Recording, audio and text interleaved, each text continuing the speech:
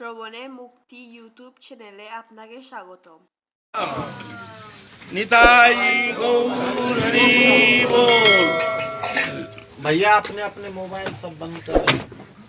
कथा के मध्य से कोई उठ कर के ना जाए। रसामृत सिंधु प्रेम पुरुषोत्तम श्री कृष्ण चैतन्य महाप्रभु के परम प्रिय पार्षदों के पावन जीवन गाथा संबंध में किंचित दिग्दर्शन करने का प्रयत्न कर रहे हैं। महाजन ऐसे कहते हैं, जो वस्तु कभी कोई युग में कभी वस्तु प्रदान नहीं किए हैं, भगवान तो अनंत है, उनके नाम अनंत, उनके रूप अनंत, उनके लीला अनंत, उनके धाम अनंत, अंतहीन अंतहीन कौन पार पाया? कोई पार पाया ही नहीं। भगवान खुद अपने को जानने के लिए बोले बाबा तो भगवान का ही स्वरूप है, तो भगवान ही है, अलग नहीं है। बोले बाबा बन करके ध्यान करके बैठे, क्या देख रहे हैं? किसका ध्यान कर रहे हैं? जान रहे हैं, जान रहे हैं, अनंत को जान रहे हैं, जान रहे हैं, एक रूप में अपने को जान रहे हैं। अंतहीन, पाया नहीं, पार नहीं पाया, अनादि अनंत। तो अनंत की ये खेल चल रहा है, सृष्टि रचना करके खेल रहे हैं। बालक जैसे खेलते हैं, बनाते हैं, अनमना होकर फिर बिगाड़ देते हैं, ऐसे ही भगवान सृष्टि करते हैं, फिर मिटा देते हैं, फिर सृष्टि करते हैं। तो भगवान जब सृष्टि करते हैं,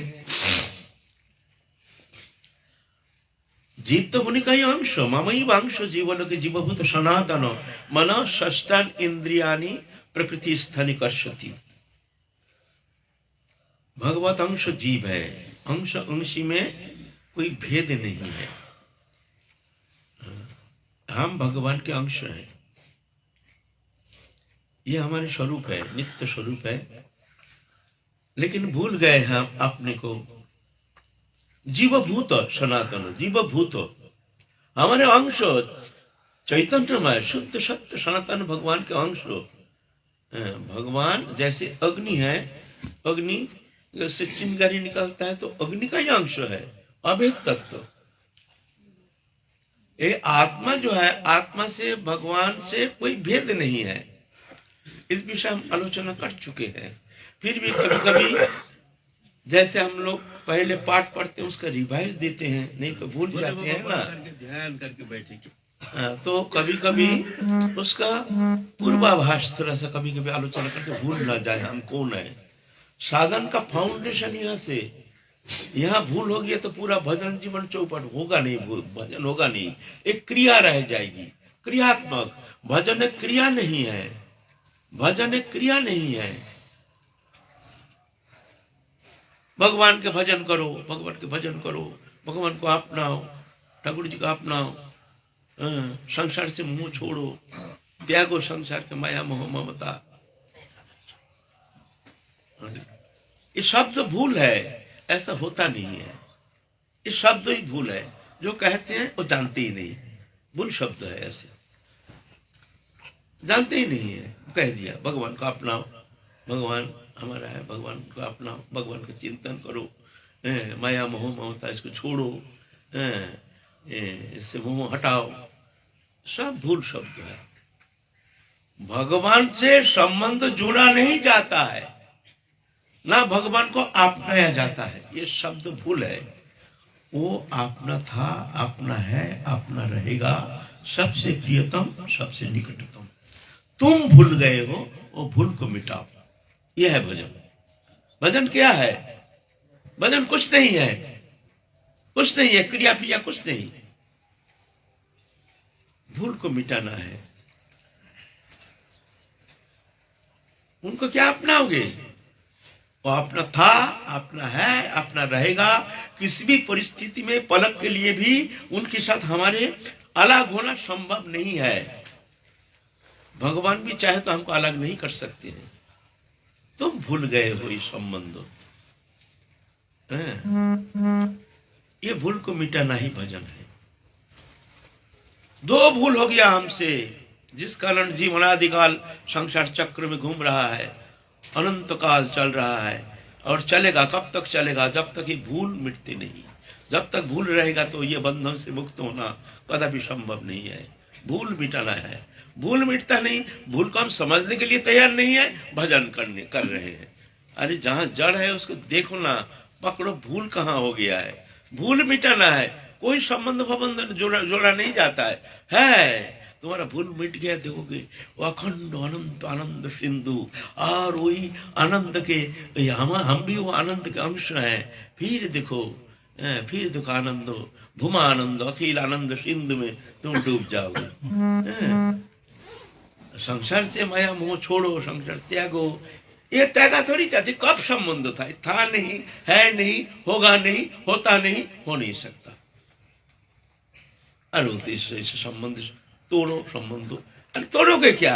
ये संबंध था ही नहीं तो तोड़ोगे क्या? तुम भूल गए हो, इसको अपना लिया, जिस कारण तुम भ्रमित होकर संसार चक्र में इसको सत्य मान करके, मिथ्या वस्तु को सत्य मान करके तुम उसको अपना मान करके बस भ्रमित होकर घूम रहे हो। भूल को मिटाओ। संसार को हटाया नहीं जाता है, संसार को तोड़ा नहीं जाता है। ये भूल को मिटाना है बस। एक भूल हमने अपना को पराया कर दिया, अपना को पराया कर दिया, वो है हमारे भगवान। अब राधा रानी कहो, कृष्ण कहो, राम कहो, अपने अपने इष्ट एक ही है, अलग नहीं है। कोई अलग जो हम कल्पना करते ये भ्रम है, ये माया है, ये अज्ञानता है। एक ही है, भगवान एक है, अनेक नहीं है। एकम एवं अद्वितीयम। अगर भगवान शब्द है तो वो एक ही है ना। प्रकाश के तारतम्य, प्रकाश के तारतम्य अनुसार हम अलग अलग कहते हैं। जैसे चंद्रमा है, चंद्रमा के कला, दूज के चांद, तीज के चांद, चौथ के चांद, ये जो प्रकाश है वो चंद्र कला कहते हैं। चंद्र कला माने चंद्र का अलग पार्ट नहीं है, वो चंद्रमा ही है। लेकिन जैसे दूज के दिन तुम अगर चाहोगे हमको पूर्ण चंद्रमा का प्रकाश चाहिए, ये संभव नहीं है। उस दूज के दिन तो उतना ही प्रकाश तुमको मिलेगा, लेकिन है पूर्ण चंद्रमा, वो कला फला नहीं, चंद्र कला है, चंद्र ही है। चंद्र कला माने चंद्र ही है ना। तो ये भगवान जब आते हैं कभी कभी अंश रूप में, कला रूप में, उतना ही प्रकाश लेकर आते हैं, लेकिन है वो भगवान। कहते हो अंश अंश अंश अंश कुछ नहीं है, भगवान ही है, उतना प्रकाश मिलेगा, है ना। जैसे रामचंद्र है, राम जी की उपासना करते हैं, शिव जी की उपासना करते हैं, कृष्ण की उपासना करते हैं, है ना। तो ये सब एक ही है, कोई भेद नहीं है। प्रकाश के तारतम्य तद अनुसार कहते हैं पूर्ण है, ये अंश है, ये कला है, ऐसे है, लेकिन है वो भगवान ही है, ऐसे है ना। तो उनसे संबंध जोड़ा नहीं जाता है, जुड़ी जुड़ाई है। और संसार से संबंध तोड़ा नहीं जाता है, ये तोड़ी तोड़ाई है। तुमने मान लिया, बस सत्य बोल के मान लिया, बस यही तुम्हारे लिए बंधन का कारण बन गया है। हमारे सबसे निकटतम, प्रियतम, अविच्छेद अखंड संबंध जो भगवान है, उनको मान लिया, ना जाने किस लोक में है, कहाँ है, हमसे शायद उनका कोई संबंध है नहीं। हमारे आवाज वहां पहुंचता है कि नहीं हमको पता नहीं, शायद ये कल्पना हो सकता है। कोई कहते ना भगवान भगवान कुछ नहीं है। तो हमने अपना को पराया कर दिया, एक भूल हो गया जिस कारण संसार में फंस गया। और दूसरा भूल हो गया, हमने पराया को अपना लिया। ये शरीर तक पराया है, ये दृश्यमान जगत पराया है। जो भी आंख खोल कर ये जो भी वस्तु पदार्थ देखते हैं सब पराया है। इससे हमारा संबंध था नहीं, है नहीं, होगा नहीं, होता नहीं, हो नहीं सकता। बस ये जान लो और मान लो। तो जानना मानना ठीक हो गया तो तुम्हारा भजन हो गया। पहले बेस, पहले जान लो मैं कौन हूं। मैं ठाकुर जी क्यों, ठाकुर जी हमारे हैं, ये हमारे नित्य संबंध, अविच्छेद संबंध। ये संबंध बोध को जगाना है, तो भजन शुरू हो जाएगा। संबंध बोध जागा नहीं तो भजन का शुरुआत नहीं। हम लोग क्या मानते हैं, हम ऐसे शरीरधारी, ऐसे हैं ऐसे हैं, हमारी उम्र इतना है, हमारे परिवार ऐसे हैं, हमारी इनकम इतना है, बस आपने का एक संकीर्ण एक जीवात्मा रूप में हमने स्वीकृति दे करके, मान्यता दे करके, ऐसे सत्य मान करके हम अपने बंधन दशा स्वीकार करके, बंधन है नहीं, बंधन दशा स्वीकार करके हम ये संसार चक्र में घूम रहे हैं। जैसे स्वप्न में हम एक संसार रचना कर लेते हैं, वहां तो संसार, स्वप्न में कोई शरीर है नहीं, संसार है नहीं, पहले कल्पना कर लेते हैं स्वप्न अवस्था में, मन के द्वारा चिंता करते हैं एक शरीर, और कल्पना कर लेते हैं संसार, काल्पनिक शरीर के द्वारा काल्पनिक संसार को हम भोगते हैं, उसको सत्य आरोप करते हैं। हम तो सो रहे हैं, काल्पनिक शरीर के द्वारा काल्पनिक संसार को भोगते हैं, और उसको सत्य मानने का कारण हम वो विकारित हो रहे हैं।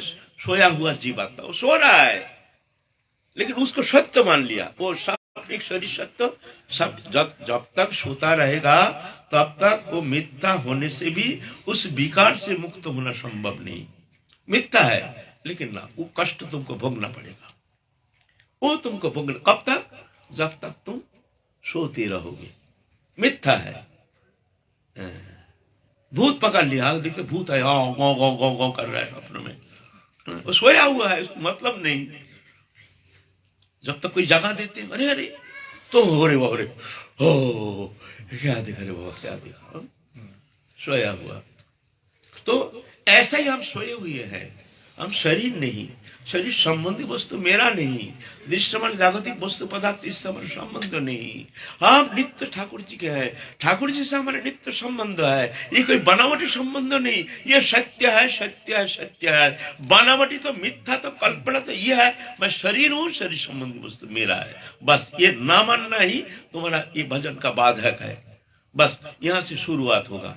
जब तक तुम ये मान्यता नहीं दे रहे हो, उसको स्वीकृति नहीं दे रहे हो, जो वास्तव कहाँ भूल हो गया है, भूल को पहले स्वीकार करो, फिर जाकर के चिंतन करो। अब ये भूल मिटाना, कैसे मिटना चाहिए, कैसे मिटाना है। बस हम भूल को ये समझने के लिए ही तैयार नहीं। शरीर में हूँ, शरीर संबंधी वस्तु मेरा है। बस भजन करते सब करते हैं, संसार की तरफ मन है, यही करना है, वो करना है, वो करना है, बच्चा है, ये करना, स्कूल जाना है, वो है, सब दुनिया भर की चिंता करते हैं।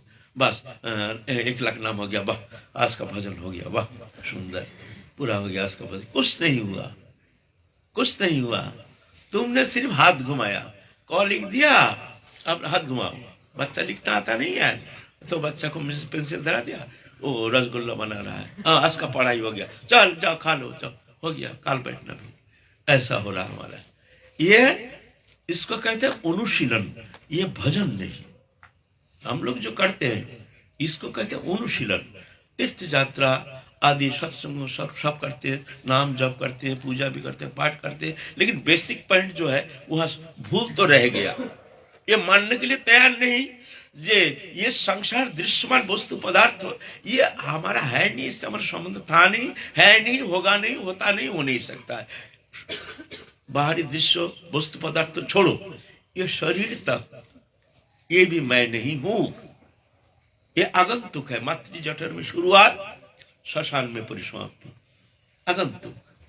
इसमें तदात्म होकर जीव चैतन्य सत्ता बन गया एक शरीरधारी। यह है जीवात्मा, जीवभूत सनातन।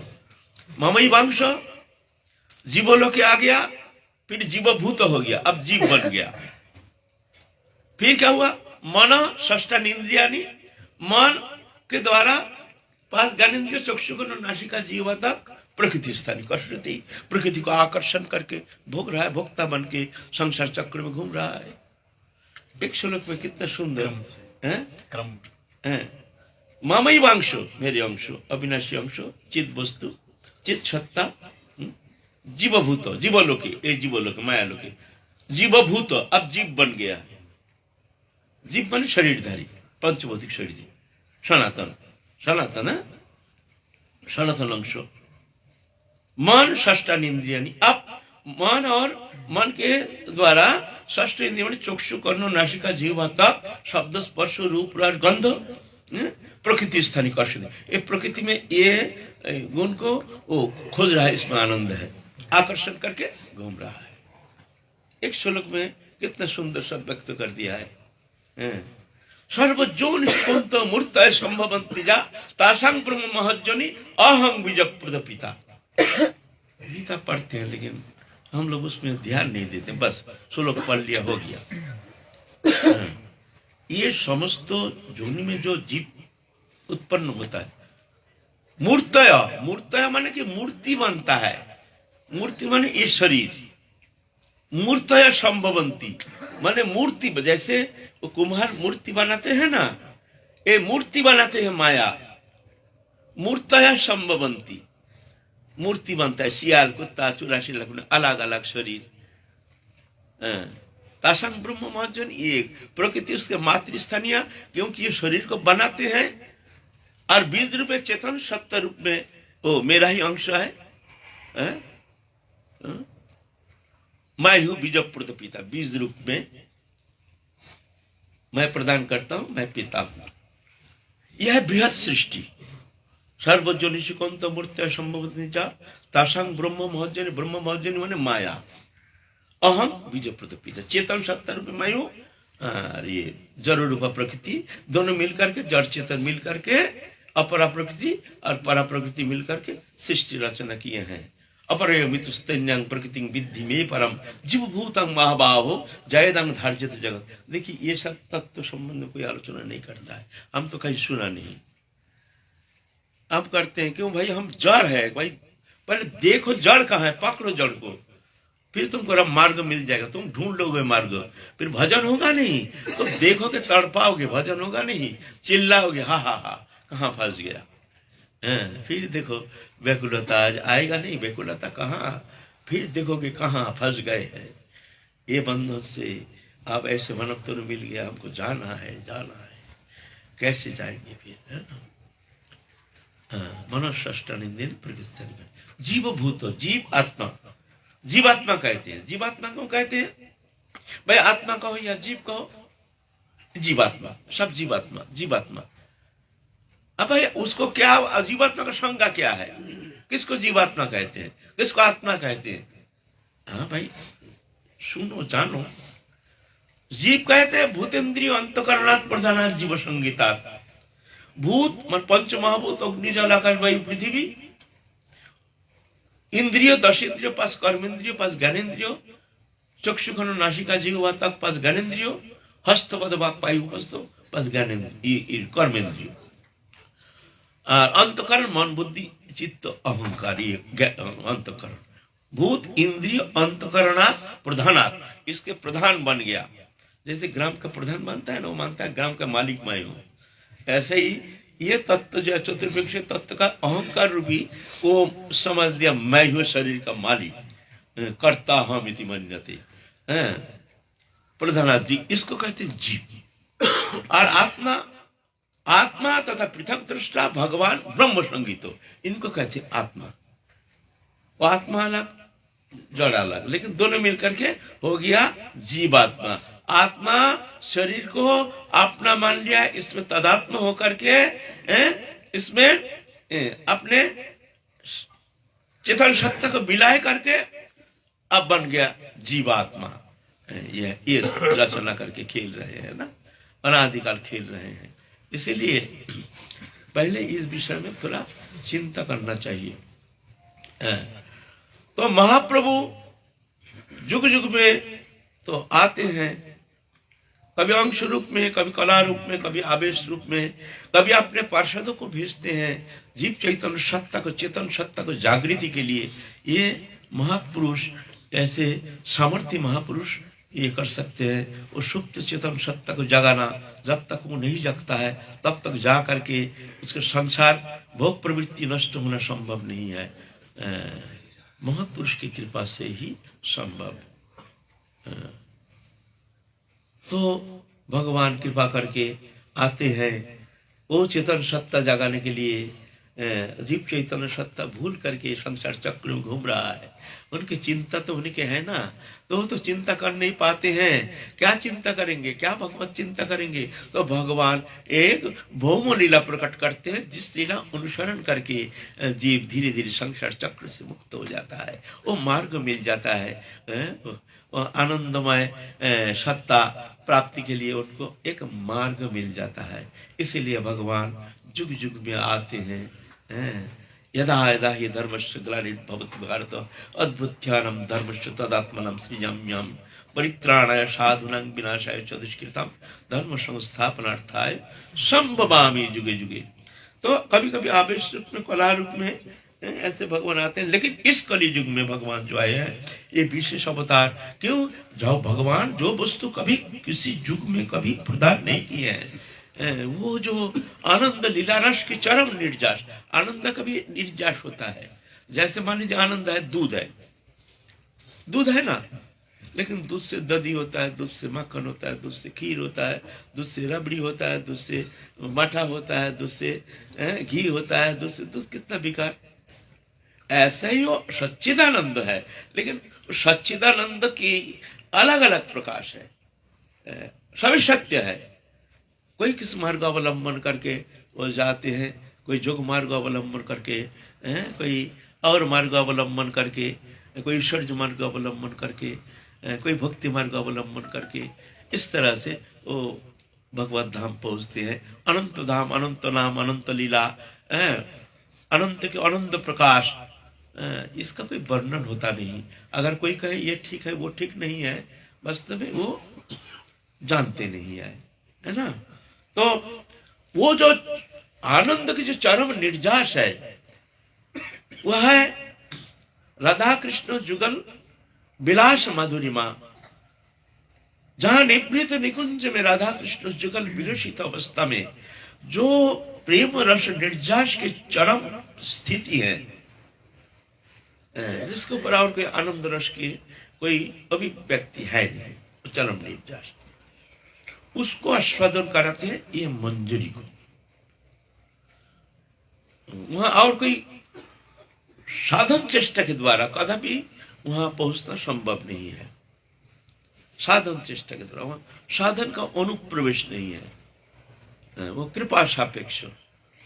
राधा रानी जिन पर कृपा करते हैं वो ही जा करके वो स्वरूप प्राप्त करके उस नित्य लीला में, नित्य सेवा में अनुप्रवेश कर सकते हैं। नहीं तो दूसरा कोई उपाय अवलंबन के द्वारा वहां पहुंचना और आस्वादन करना संभव नहीं।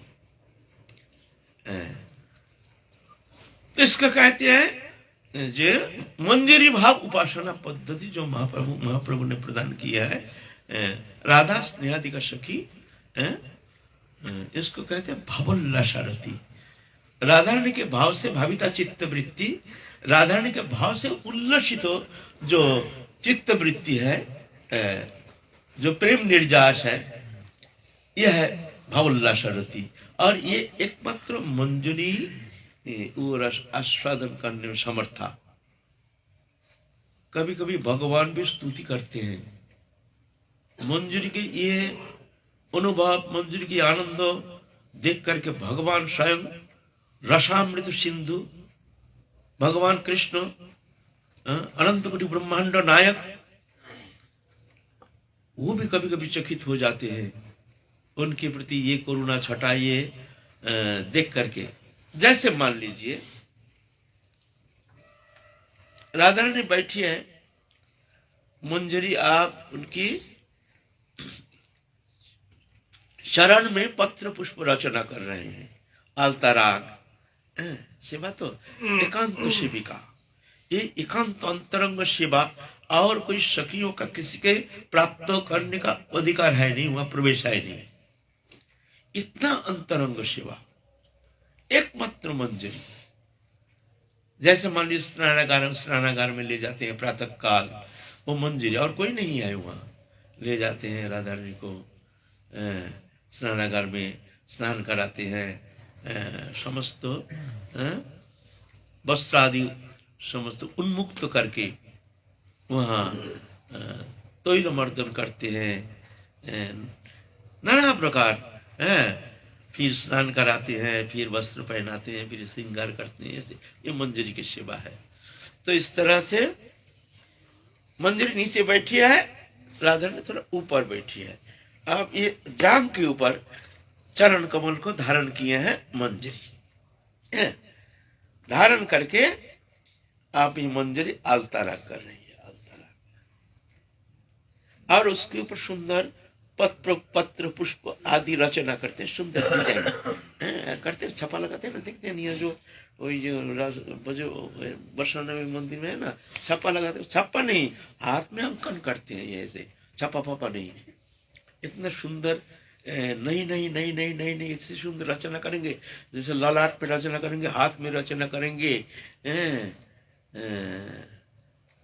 और भी रचना करेंगे, स्वर्ण कुंभ में रचना करेंगे, निभृत निकुंज में रचना करेंगे। कृष्ण सुख के लिए, कृष्ण की प्रसन्नता संपादन के लिए राधा रानी के समस्त श्रृंगार की एकमात्र चेष्टा है, हमारे प्राणनाथ प्रियतम कृष्ण कैसे प्रसन्न होंगे।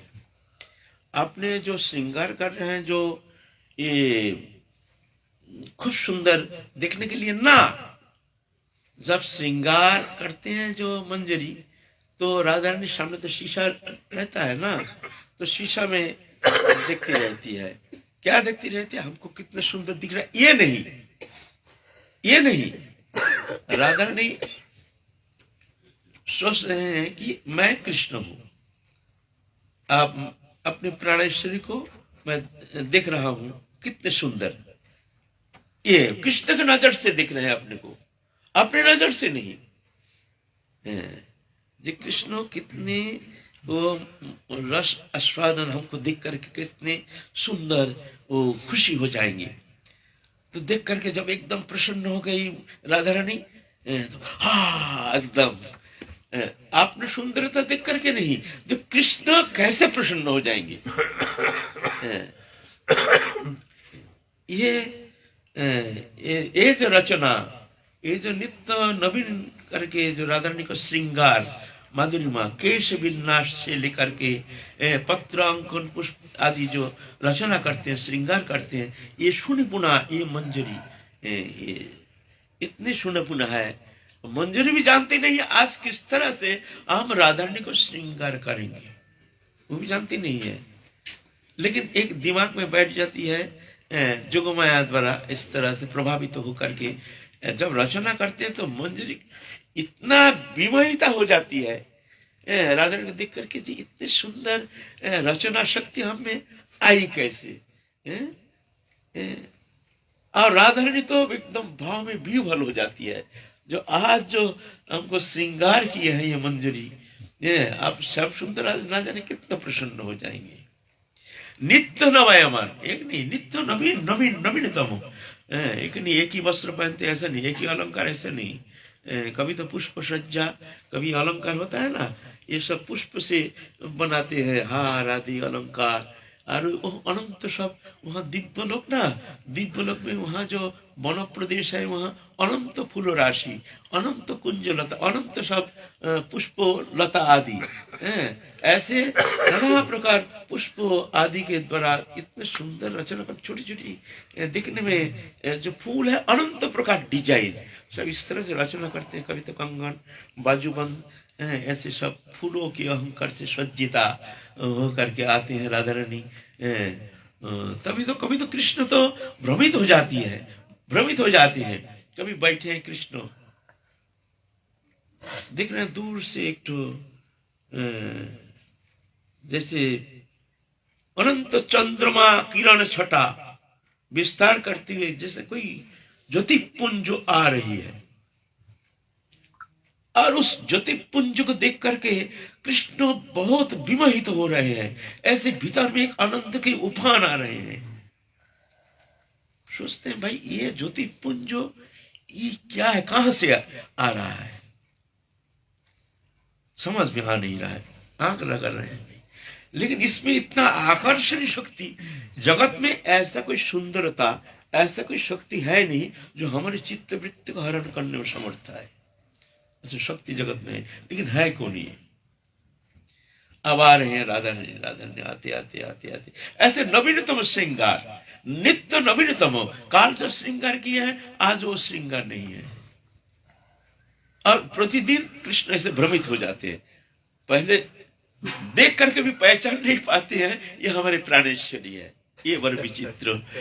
और ये रचना शक्ति मंजूरी में है। चिंता कर सकते हैं कौन सा सेवा, कौन सा साधना, कौन सा वस्तु, कौन सा हमारी साधना के एकमात्र प्राण केंद्र है, कौन सा साधना हम प्राप्त किए हैं भाई जानना चाहिए। तब ना उसमें थोड़ा सा इच्छा जागृति होगी तो हम कैसे प्राप्त करेंगे, कैसे प्राप्त। बोलने वाला कोई है नहीं, है कोई है तो है, लेकिन ऐसे कथा तो कहते हैं ठीक है, तो जब सामने आ जाते हैं जो ये ज्योतिपुंज ये कौन है, हमारे अंतःकरण को मोहित करने में समर्थ है। फिर जब सामने आते आते आते आते आते आते आते देखते हैं राधा रानी एकदम चमक जाते हैं, कृष्ण चमक जाते हैं, है ना। नित्य ऐसे नित्य नवीनतम, प्रतिदिन ऐसे श्रृंगार, ऐसे वस्त्र सज्जा, अंग रचना, ऐसे ही अलंकार सज्जिता, ऐसे प्रतिदिन नित्य नवायमान प्रतिदिन। वहां तो नवीनतम, वहां ऐसे नहीं जो एक ही रकम अलंकार, एक ही रकम गहना, एक ही रकम वस्त्र, ऐसे एक ही कुंज, अनंत कुंज, अनंत कुंज। आज जिस कुंज में विहार करेंगे काल वो कुंज नहीं, काल फिर अलग कुंज। कभी देखे नहीं है, कृष्ण भी देखे नहीं, राधा भी देखे नहीं, सखिया भी देखे नहीं, घूमते घूमते जा रहे हैं एक नवीन कुंज। और समस्त डिजाइन अलग, रंग अलग, उसके सब कुछ अलग, जैसे पुष्पलता आदि से बेष्टित, इतना सुंदर मेघ वरण, हेम वरण, ताम्र वरण, रजत वरण, नाना प्रकार वर्ण के ये कुंज, नाना प्रकार वर्ण, एक रंग के नहीं, ऐसे नाना प्रकार मुनियों से बनी हुई। वो तो दिव्य लोग के है ना, इंद्रकांत मुनि, श्यामकांत मुनि, चंद्रकांत मुनि, वैदुर्य मुनि, स्वर्ण मुनि, मुक्ता मुनि, नाना मुनि, प्रबाल मुनि, नाना मुनि, ऐसे मुनियों से बनी। और वो भी दिव्य लोग के हैं। ये तो है कल्पना मात्र, ये तो एक दिग्दर्शन मात्र। वास्तव में वो जगत के शब्द के द्वारा उसका वर्णन होता नहीं, होना संभव नहीं, वो तो अलग है। ऐसा नवीनतम ये लीला पटियोशी है, ये मंजरी। ऐसे जब माने नहीं होते हैं तो किस तरह से मान भंजन करेंगे। इतना सुचतुरा, इतना सुचतुरा, जानते हैं कैसे आप किस तरह से दोनों का मिलान कराएंगे। कोनो छले एक संगे सखीरे मिलाए, से आनंद देखी सुनी कोटि सुख पाए। कोनो छले एक संगे सखीरे मिलाए बांगला, से आनंद देखी सुनी कोटि सुख पाए। যত সুখ পায় পুরুষ ভালোর নন্দিনী, তার শতগুণ सुख आस्वादे संगिनी। राधा रानी जितने आनंद प्राप्त करते हैं उसके शतगुना वो मंदिर को आस्वादन कराते हैं। वो दर्शन करके आनंद प्राप्त करते हैं। एक तो संभोग इच्छा में, एक तद्भाव इच्छा में। ये तद्भाव इच्छा में माने राधा रानी के भाव से भाविता, राधा रानी जो खुशी है उस खुशी शतगुना ये मंजरी आस्वादन करने में समर्थ है। यह है विशेषता। आपने सुख इच्छा नहीं, आपने सुख पाने के लिए किंचित मात्र चेष्टा नहीं, आग्रह नहीं, इच्छा नहीं, रुचि नहीं, तो क्या किस लिए भजन करते हो? क्या तुम्हारे क्या चाहिए? हमारे प्राणेश्वरी कैसे सुखी होंगे, बस उनका अखिल चेष्टा। राधा रानी के तरह मुख चंद्रमा के किंचित एक मुस्कान, ये देख करके ये एकदम भाव में एकदम डूब जाते हैं। ऐसे मंजरियां राधा रानी के सुख से मतलब है, हमारे सुख का कोई अनुसंधान नहीं। और राधा रानी भी वो आनंद आस्वादन कराते हैं मंजरी को। हम तो देखेंगे रघुनाथ भट्ट गोस्वामी जीवन से हम ब्रजलीला में आनंद ले रहे हैं। क्या करें भाई, हमसे भाई ये सत्संग है, जहाँ रंग लग जाता है वहां तो वर्णन करना शुरू करते हैं। क्या करें हमसे वैसा धारावाहिक। ठीक है, तो चलने दो, है ना, करेंगे, है ना। तो अब राधा रानी बैठी है, मंजरी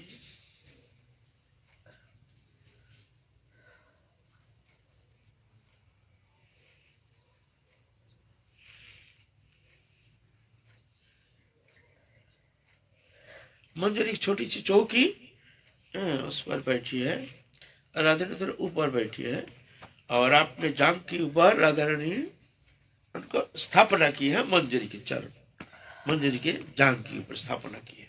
आप इतना सुंदर करके पत्र पुष्प आदि रचना कर रहे हैं। श्याम सुंदर आए हैं घूमते घूमते, आके देखते हैं, अरे मंजरी का सौभाग्य की सीमा नहीं है। देखो कितना अंतरंग सेवा। मंजरी कहते हैं, ये सखी तू थोड़ा हट जा, मैं थोड़ा अब रचना करूं। तू तो इस चरण को कर लिया ना, इस चरण को हमको थोड़ा कर देते हैं। मंदिर ऐसे टेढ़ी नजर से देख रहे हैं। ये सखी हट जाना। क्या क्या बोलना चाहिए? ये गोचरण नहीं है, गोचरण करना नहीं है। गोचरण करना और ये काम अलग चीज है, समझ गया? तुम जितना सहज समझ रहे हो ऐसे सहज है नहीं, यह गोचरण का काम नहीं है। अरे अच्छा अच्छा ठीक है, तू बहुत जानती है, ठीक है, हमको थोड़ा दे तो देखना वैसे होता है कि नहीं, है ना। तो राधा ने थोड़ा इशारा किया, तू हट जा थोड़ा सा, मंजरी को दे। अच्छा, यह एक प्रश्न है। कोई रसिक समाज कभी कभी देखिए कृष्ण को ही राधा रानी का पद सम्मान करते हैं, और कोई कोई साधक समाज क्या करते हैं, कृष्ण को राधा रानी के नौकर बना देते हैं, राधा रानी का स्वीपर बना देते हैं, राधा रानी का दरवान बना देते हैं। वास्तव में ऐसे भावना ठीक नहीं है। राधा रानी के चरण सम्मान कर रहे हैं कृष्ण, तब तो जानना चाहिए। तो राधा रानी के चरण सम्मान कौन करता है? दास दासी ये सब तो करते हैं, कृष्ण क्यों करेंगे? बोले देखो, कृष्ण का ही प्रेम जो है वो प्रेम का ही मूर्त प्रकाश है राधा रानी। और कृष्ण प्रेम बस, कृष्ण इतने प्रेम बस, ये प्रेम में वशीभूत होकर वो क्या करना चाहिए क्या नहीं कर सकते हैं। राधा रानी को छोड़ो, कृष्ण भक्त के चरण रस लेने के लिए भक्त के पीछे पीछे चलते हैं। कृष्ण इतना प्रेमी है, प्रेम से ना टेढ़ा हो गया। टेढ़ा क्यों हो गया? प्रेम से, इतना प्रेम विग्रह, प्रेम के मूर्त प्रकाश है कृष्ण, जो ऐसे त्रिभंग बन गए प्रेम से। भक्त के पीछे पीछे डोलते हैं भगवान। निरपेक्षं मुनिं शांतं निर्वैर समदर्शिनम् अनुव्रजमहं नित्यं पवित्रं घ्रीरेणुभिः। भगवान कहते हैं हम ऐसे भक्त के पीछे पीछे जाते हैं, उनके चरण रस लेकर के मैं अपने मस्तक में धारण करता हूँ, अंग में लेपन करता हूँ। तो भगवान भक्तों का भी चरण सम्मान करना चाहते हैं, रस लेते हैं। और राधा रानी तो है कृष्ण का हृदय। यहाँ छोटा बड़ा की बात नहीं है।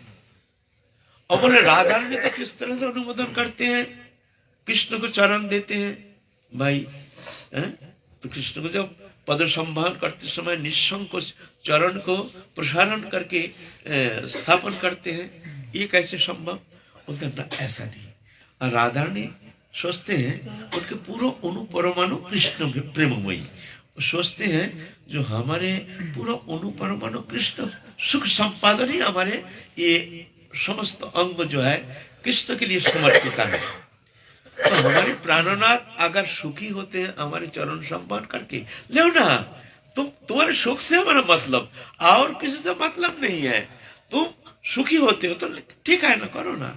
इसका मतलब ये नहीं जो कृष्ण छोटे हैं और राधा रानी बड़ी है और ये नौकर जैसे है, ऐसे कभी कभी नौकर बना देते हैं, कभी कभी स्वीपर बनाते हैं। बड़ा रस विरोध, रसाभास होता है। ये कैसे उपासना पद्धति है, ऐसे जो भावना करते हैं, ऐसे होता नहीं है। वो राधा रानी सोचते हैं जो ये हमारे प्राणनाथ, उनके सुख जो चाहिए वो करें, उनको उनकी प्रसन्नता है हमारे एकमात्र उद्देश्य। ये भाव ऐसा है, ना कि छोटे मान करके कृष्ण का। एक फोटो देखे हैं, वहाँ कृष्ण राधा रानी के राधा रानी चरण स्पर्श करके रखे हैं और राधा रानी मस्तक पर हाथ दे रहे। हमको इतना कष्ट हुआ, राधा रानी आशीर्वाद कर रहे हैं, आशीर्वाद मुद्रा। बोलो ऐसे कहां से ये लोग, कौन सा रस उपासना? रसराज महाभाव दोनों एक है। जैसे अग्नि है, अग्नि का दाहिका शक्ति दोनों एक ही है। दाहिका शक्ति अग्नि अलग नहीं है। ऐसे प्रेम रस ये अलग नहीं है, एक ही है ना। वह सम है, समान है, कम ज्यादा नहीं है ना। तो इस तरह से ये लोग रसाभास कर बैठते हैं। तो कैसे जाने कैसे उपासना इनके समझ में नहीं आता है। जो स्वीपर के साथ एक राजा रानी का कभी प्रेम होता है?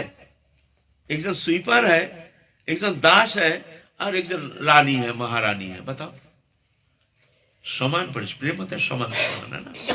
रसराज महाभाव, रसराज कृष्ण, महाभाव राधा रानी है ना। तो चरण सम्मान करने के लिए स्थापना की है ये जांग के ऊपर राधा रानी के चरण, और मंजरी ठाड़ी है वहां।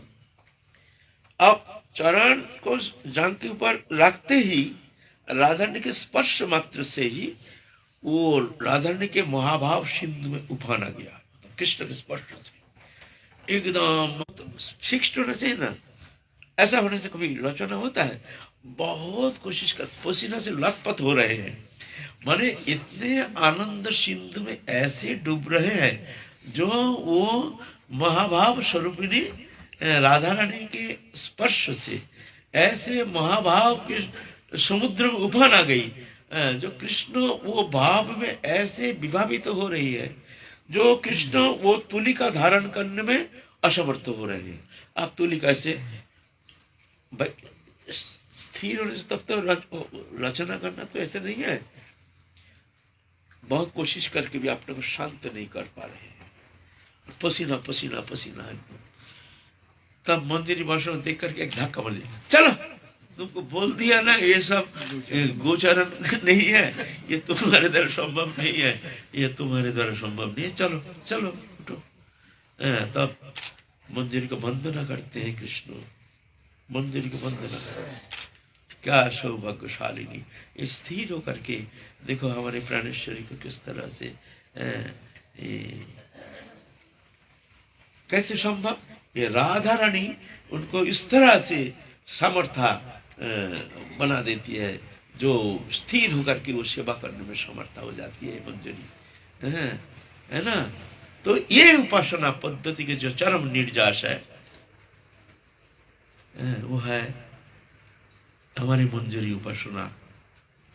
ये कोई कल्पना नहीं समझिए जी, ये कवि का कल्पना है। आप लोग कोई समझने में तो ऐसे भी समझते हैं, ये सत्य है। ये हमारे आचार्य जो उसको हम हृदय में धारण करके हम फिर आगे बढ़ेंगे। हम उस मार्ग में चल करके हम भी राधा रानी की कृपा प्राप्त करने में समर्थ हो जाएंगे, है ना। तो थोड़ा सा गदाधर भट्ट संबंध में, गदाधर भट्ट कहते हैं रघुनाथ भट्ट रघुनाथ, उनके जीवन चरित संबंध में थोड़ा सा आलोचना करेंगे। ये तो है अनंत अथा अनंत लीला वारिधि कल्लोल, कौन इसका वर्णन कर पाता है। तो गदाधर भट्ट तो तपन मिश्र के पुत्र है। बचपन में वो महाप्रभु के प्रेम सान्निध्य पा करके उनके भीतर तो वो प्रेम कल्पलता प्रकट हो गया है। उसमें फल फूल दे करके पुष्प एकदम पूर्ण रूप में प्रकट हो गए हैं। आप तो प्रेम में ऐसे विगलित हो जाते हैं। पिता देखते हैं तो बड़े अद्भुत महाप्रभु की कृपा प्राप्त करने में समर्थ हो गए हैं। तो बार बार कहते हैं पिताजी हमको थोड़ा जाने दो, हम थोड़ा जा करके जगन्नाथपुरी जा करके महाप्रभु को दर्शन करेंगे। तो पिता छोड़ते नहीं है, जानते इसके जो बैकुलता, इसके जो भाव है, अभी छोड़ देंगे तो शायद ही घर में लौट के आएगा नहीं। हाँ बेटा और थोड़ा बड़ा हो जा, अभी छोटा है ना, तो फिर पीछे जाना। लेकिन रोता है, हमको थोड़ा जाने दो मैया, मैं वचन देता हूँ मैं आ जाऊंगा मैया, हमको तुम ऐसे बंद के मत रखो। ऐसा बहुत रोते हैं, बहुत प्रतिज्ञा किया है, मैं सच वचन देता हूँ मैया मैं आ जाऊं, पिताजी हमको छोड़ दो, कुछ समय के लिए हमको जगन्नाथपुरी जाने दो, हम आ जाएंगे। तो थोड़ा किशोर अवस्था आ गया है, उस समय थोड़ा सा इधर नाना प्रकार शास्त्र संबंध भी अच्छा पारंगम हो गए हैं, समस्त शास्त्र तत्व संबंध में उनके बहुत सारे ज्ञान भी प्राप्त किए हैं। चले हैं जगन्नाथपुरी। जगन्नाथपुरी में जाकर के महाप्रभु बहुत प्रसन्न हो गए, छोटे देख के आए हैं, लेकिन अभी थोड़ा किशोर अवस्था में उनके जो चेहरा वैष्णवीय सब प्रकाश चेहरा में एक देखने में झलक आता है। जो वैष्णव जो है ना, उनके जो भजन करते हैं ना, उनके शरीर से देख करके ही पता चलता है जो ये बहुत अच्छी स्थिति है, अच्छे वैष्णव है। चेहरा से ही पता चलता है ना। मनुष्य को अच्छा बुरा जो भी है उसका इंडिकेट करता है उसका फेस, उसका शरीर। तो वैष्णवियों जो चेहरा है उनका आंख देख के पता चलता है जो ये कैसे भजन करते हैं। Face is the indication of mind. Face देख करके पता चलता है, इंडिकेट करता है। महाप्रभु देख करके बड़े प्रसन्न हो गए हैं। आहा, गदाधर को छाती में लगा लिए है। बहुत महीना बाद महाप्रभु के सानिध्य में रहे, फिर जाके आदेश किया है जो बेटा सुनो, अभी माता पिता का सेवा करो। माता पिता जब तक प्रसन्न नहीं होते हैं, माता पिता अगर दुखी हो जाते हैं तो जाके उसका भजन सिद्ध नहीं होता है। हमारे अभी वर्तमान समय जो है, माता पिता का सेवा का तो नाम निशान है नहीं। माता पिता को एक डोकरा समझ करके परित्याग करके सब चले जाते हैं। अभी ऐसे ही युग के प्रभाव ऐसे आ गया, पहले ऐसा नहीं था। माता पिता को भगवान समान मान करके सेवा करते थे।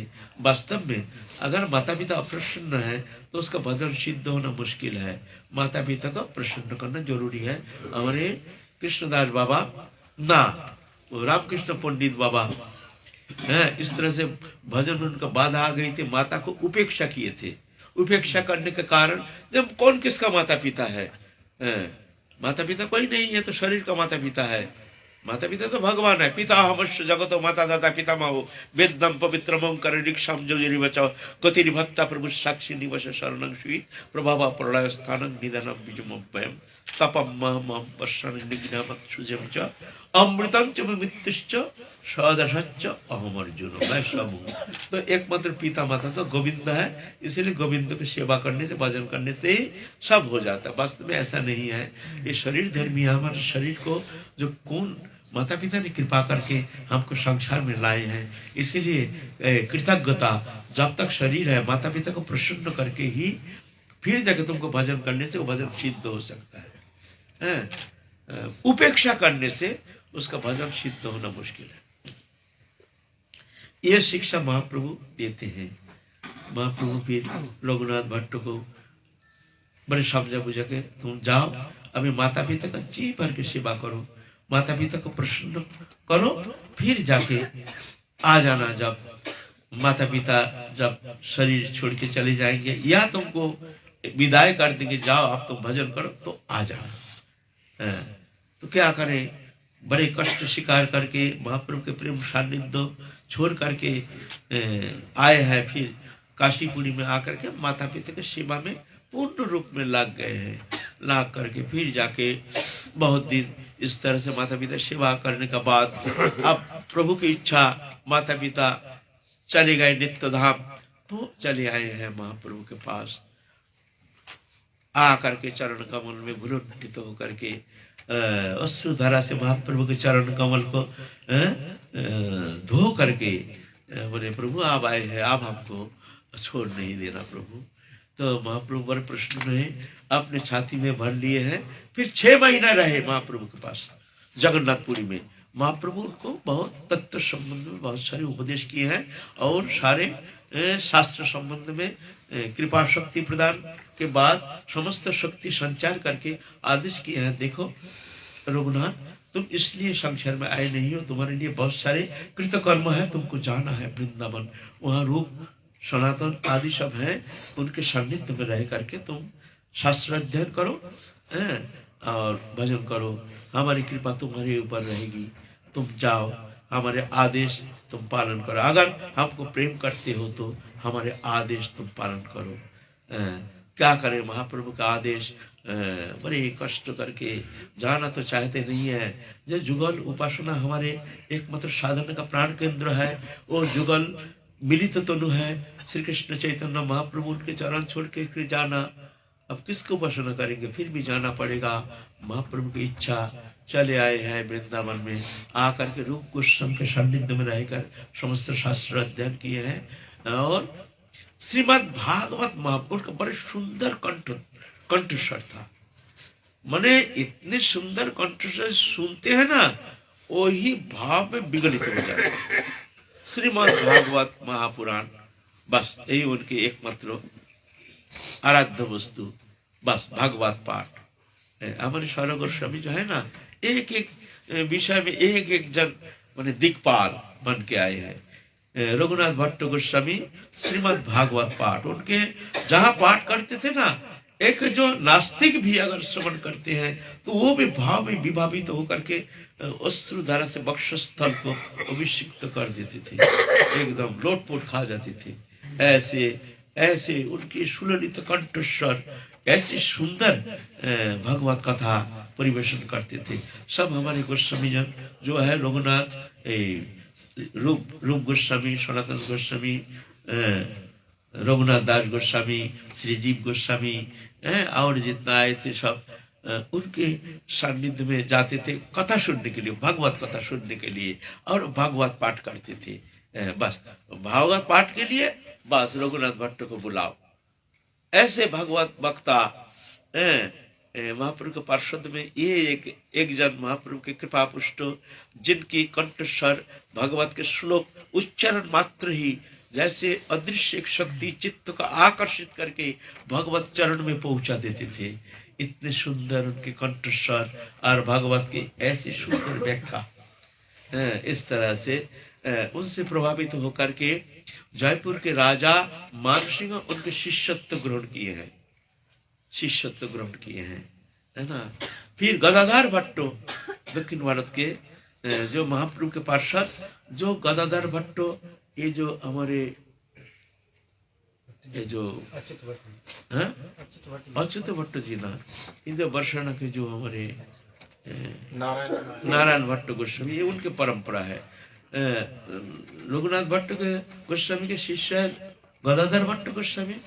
गदाधर भट्ट गोस्वामी के शिष्य है कृष्णदास ब्रह्मचारी। कृष्णदास ब्रह्मचारी के शिष्य है नारायण भट्ट। नारायण भट्ट के शिष्य है स्वामी जी, क्या स्वामी जी, नारायण दास स्वामी जी। उनके परंपरा वर्षाना में जो गोसाई है ऐसे, ये हमारे सब गौरिया परंपरा है। इतिहास कहते हैं, हम नहीं कहते, है ना। यह परंपरा आ रहे हैं। गदाधर भट्ट गोस्वामी फिर आकर के उनके श्रीमद् भागवत कथा श्रवण करके ऐसे विभावित हो जाते थे।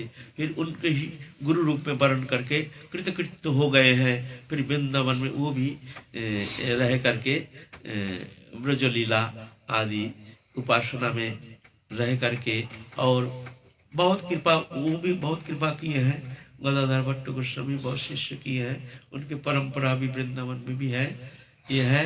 फिर जब तक महाप्रभु की कृपा, महाप्रभु के अंतर्ध्यान के बाद फिर उनके सुख संतप्त हृदय धारण करने में समर्थ हो गए हैं।